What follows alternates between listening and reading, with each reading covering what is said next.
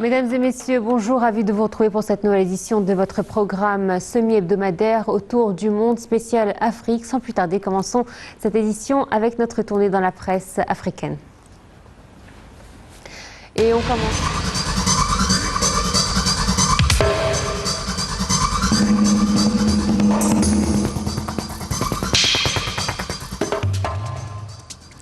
Et on commence avec le quotidien Le Point. Des pompiers, des militaires et des volontaires ont continué d'éteindre les derniers feux de forêt qui ravagent le nord de l'Algérie.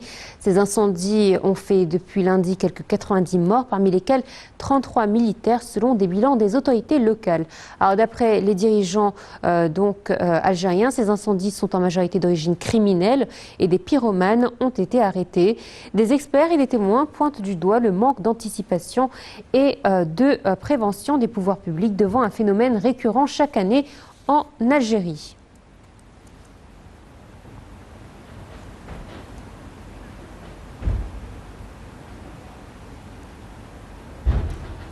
Et justement, plusieurs pays ont envoyé des renforts aériens en Algérie alors que le pays continue de lutter sans relâche contre les flammes qui ravagent le nord. Le président Abdelmajid Tebboune a annoncé l'arrestation de 22 personnes accusées d'être des pyromanes. Un homme a même été lynché par la foule. Le point dans ce commentaire signé Del Colom.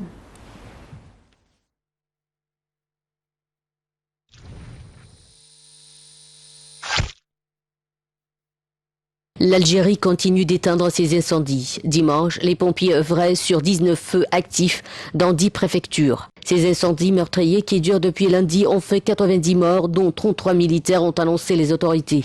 Il ne reste que 2 feux de forêt dans la région Tizi Ouzou qui a enregistré les plus grands incendies et essuyé les plus grandes pertes humaines. Au cours des 24 dernières heures, 17 feux ont été éteints dans la préfecture et 16 autres à travers le pays.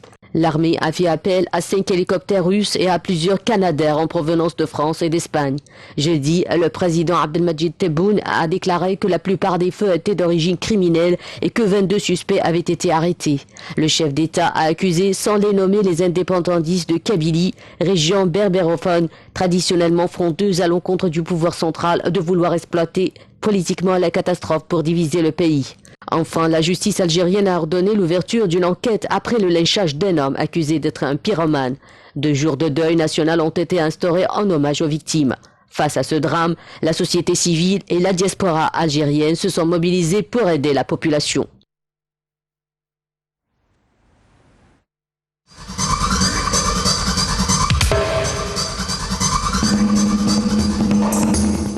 Sur le site de la RFI, émotion et colère au Kenya après les décès de 2 jeunes frères étudiants de 22 ans et 19 ans qui ont été retrouvés morts après avoir été arrêtés le 1er août par la police pour avoir prétendument bravé le couvre-feu de 22 heures, une mesure mise en place au Kenya pour lutter contre la pandémie. C'est la famille des victimes qui a retrouvé leur corps 2 jours après dans une morgue d'un hôpital. Et sur les pages du quotidien Le Figaro, nous pouvons lire qu'un cas de virus Ebola a été détecté en Côte d'Ivoire, le premier depuis près de 30 ans dans ce pays voisin de la Guinée durement touché de 2013 à 2016 et où le virus est réapparu en 2021. C'est ce qu'a annoncé le ministre ivoirien de la Santé.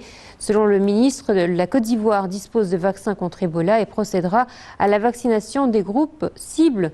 Le personnel soignant qui a été en contact immédiatement avec la patiente et les forces de sécurité qui sont à nos frontières. Retour sur le site internet de la RFI pour lire qu'au moins 22 personnes ont été tuées samedi dans l'attaque attribuée à une milice chrétienne d'un convoi de pèlerins musulmans. Ce massacre a eu lieu dans l'état du Plateau, dans le centre du Nigeria, une région qui est en proie depuis 20 ans à des clashs interreligieux. Selon un porte-parole de la police, un groupe suspecté d'être des jeunes Irigui, une communauté majoritairement chrétienne, ont attaqué un convoi de 5 bus avec des pèlerins musulmans à bord. 22 personnes ont été tuées et 14 blessées.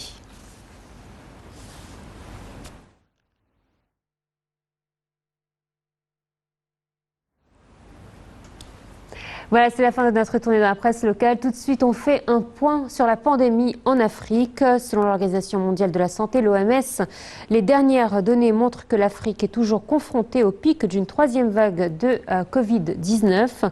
Et donc, le variant Delta, qui est hautement transmissible, a été découvert dans 29 pays africains. Le variant Alpha est présent dans 39 pays et le variant Beta dans 35. Le point dans ce commentaire. L'Organisation mondiale de la santé a publié jeudi 5 août le bilan hebdomadaire des cas de Covid-19 sur le continent africain. Entre le 26 juillet et le 1er août, le nombre total de nouveaux cas a augmenté de 19% pour atteindre plus de 278 000 personnes infectées. L'OMS souligne que les décès dus au coronavirus ont atteint un nouveau record au cours de la première semaine du mois d'août en Afrique. Plus de 6 400 patients n'ont pas survécu. La plupart des décès ont eu lieu en Afrique du Sud et en Tunisie. Ensemble, les deux pays ont enregistré 55% des décès dus au coronavirus. Depuis le début de la pandémie, plus de 172 000 personnes sont mortes de la Covid-19 en Afrique, soit 4% du total des décès dans le monde. L'expert du bureau régional de l'OMS pour l'Afrique a déclaré que c'est un jour triste pour le continent. Selon le docteur Piona Otebewe, les dernières données montrent que l'Afrique est toujours confrontée au pic d'une troisième vague de Covid-19 et donc on ne peut pas baisser la garde. Le variant Delta, qui est hautement transmissible, a été découvert dans 29 pays africains. Le variant Alpha est présent dans 39 pays et le variant Beta dans 35. L'OMS souligne qu'au moment où les cas de Covid augmentent, les livraisons de vaccins augmentent également. Près de 12 millions de doses sont arrivées sur le continent en juillet grâce au mécanisme COVAX, soit plus que le total des doses reçues d'avril à juin. Seul 1,7% de la population africaine, soit 2,4 millions de personnes, ont été entièrement vaccinées.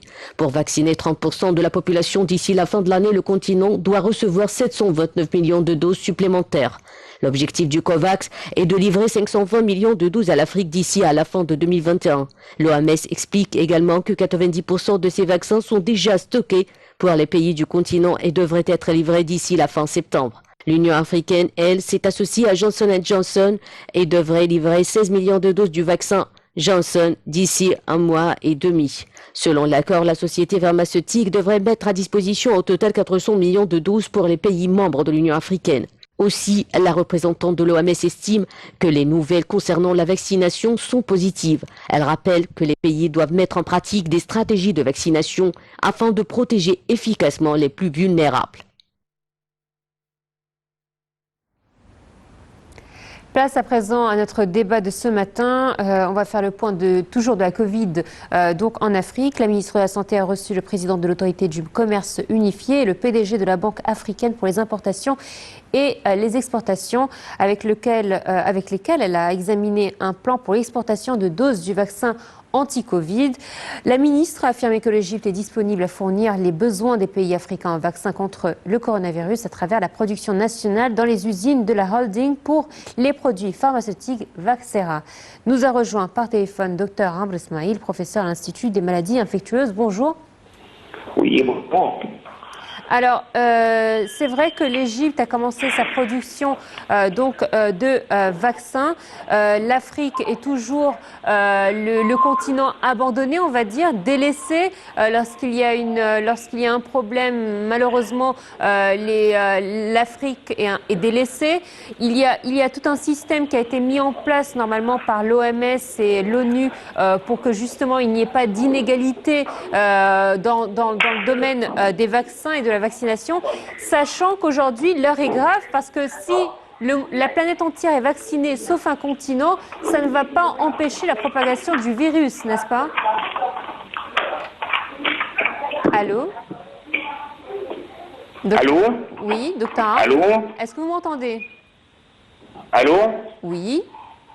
Allô, vous m'entendez là? Je vous entends très bien. Est-ce que vous m'entendez? Là, oui, maintenant, oui, je vous entends. Alors, allez-y. Je vous disais que malheureusement le continent africain était toujours le continent délaissé, négligé, mais aujourd'hui toute la planète essaye de limiter la contamination et vacciner tout le monde pour que la propagation du virus et des variants soit limitée. Mais la technique est mauvaise puisque si on délaisse un continent, nous n'arriverons toujours pas à limiter la contamination, n'est-ce pas ? Oui, en fait, comme vous avez dit, c'est l'Afrique qui est toujours négligée par tout le monde. Peut-être les vaccinations, le traitement de malades, c'était toujours en arrière. Mais dans ces années-là, ou même ces jours-là, peut-être l'Égypte, ça changera le point de vue d'Afrique. L'Égypte, ça commence d'aider l'Afrique pour améliorer un petit peu l'état de santé d'Afrique. Surtout sur le point de vaccination pour le coronavirus, avec le nouveau étape qui était prise par l'Égypte, on a ouvert notre ligne pour les vaccinations qui était déjà mis en marche par le gouvernement. Et il y a la vaccination qui est faite en Égypte et qui va être distribuée d'Afrique et qui va aider pour traiter l'Afrique et améliorer l'état de santé par rapport au corona. Alors c'est vrai que là, c'est la position de l'Égypte face à la pandémie du coronavirus. L'Égypte s'est également dit disposée de fournir d'autres vaccins donc contre le paludisme, le sida et l'Ebola à l'Afrique. Que signifie justement cette déclaration et comment peut-on l'aider, comment on peut aider l'Afrique à sortir de ces dilemmes? En fait, comme vous avez dit, oui, c'est vrai, l'Égypte va aider pour la vaccination de l'Ebola. Et là, c'est un progrès et c'est une étape très importante pour améliorer l'état des vaccinations et pour garder les malades des Africains contre les maladies graves qui étaient négligées avant par tout le monde, quoi. Je crois que avec cette étape-là, quand on peut sentir le pouvoir ou l'Égypte, le Nouvelle Égypte, là, pour donner la main de tous les pays africains sur ce domaine. On voit bien.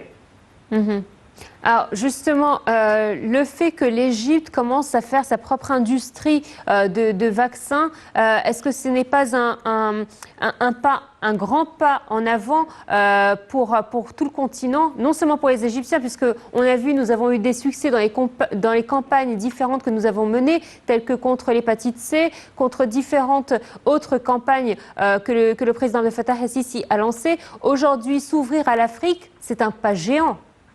Oui, c'est vrai. Comme vous avez dit, avant, l'Égypte, il a facturé, il a manufacturé le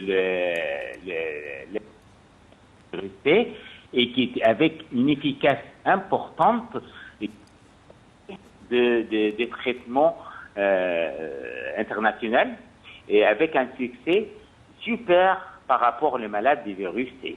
Et maintenant, on donne et on fait les vaccinations pour le corona avec un succès. On doit dire que c'est vrai, il y a une grande partie des vaccinations au marché égyptien, c'est fait en Égypte. Et maintenant, on donne l'Afrique.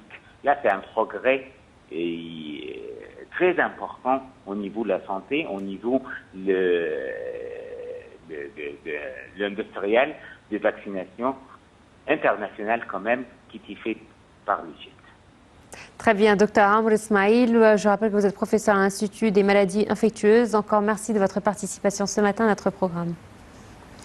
Et voilà, nous avons un dernier reportage à vous montrer. Volker Miros, qui est le pionnier de la trufficulture sud-africaine, toute récente. En 2009, il emporte des spores de truffes du Périgord, diamant noir donc, tel qu'on l'appelle, de la gastronomie connue pour l'intensité de son parfum qu'il plante parmi les racines de jeunes chênes. Shamsenem, il nous en dit plus.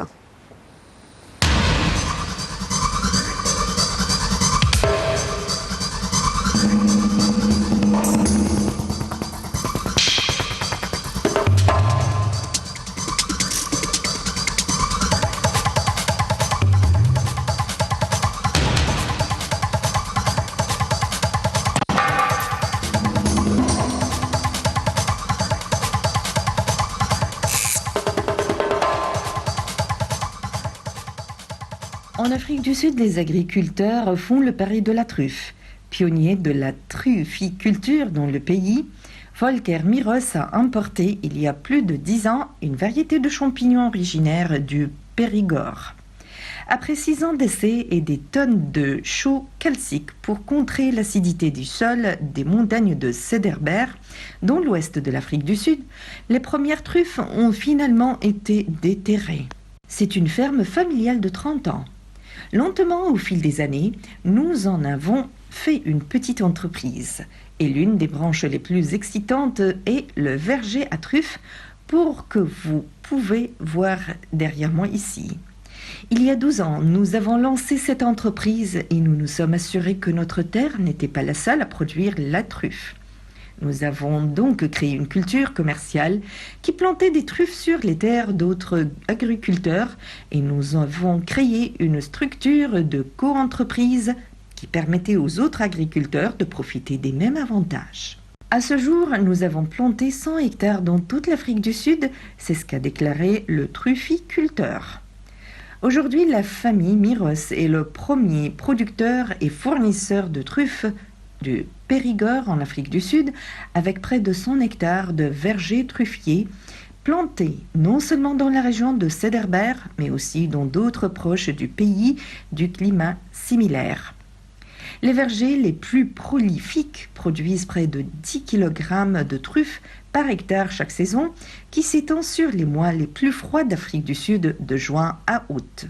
Aujourd'hui, les vergers les plus prolifiques peuvent produire les truffes chaque saison, c'est-à-dire entre les mois de juin à août, à la période la plus froide. Si les Sud-Africains ne connaissent pas encore très bien les truffes, de plus en plus de restaurants commencent à incorporer le diamant noir culinaire dans leurs plats à la carte. Et voilà, c'est ainsi donc que prend fin cette édition. Merci de votre fidélité. Nous restons avec vous jusqu'à 13h pour une retransmission de programmes en langue française. Bonne continuation.